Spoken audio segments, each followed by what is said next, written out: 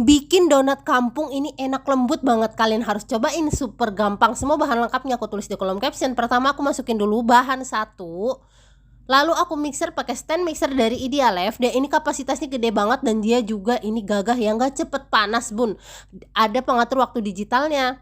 Kalau udah tercampur semua aku masukin bahan dua, lalu aku mixer lagi sampai dia kalis. Kita bisa atur waktunya ya sesuka hati kita.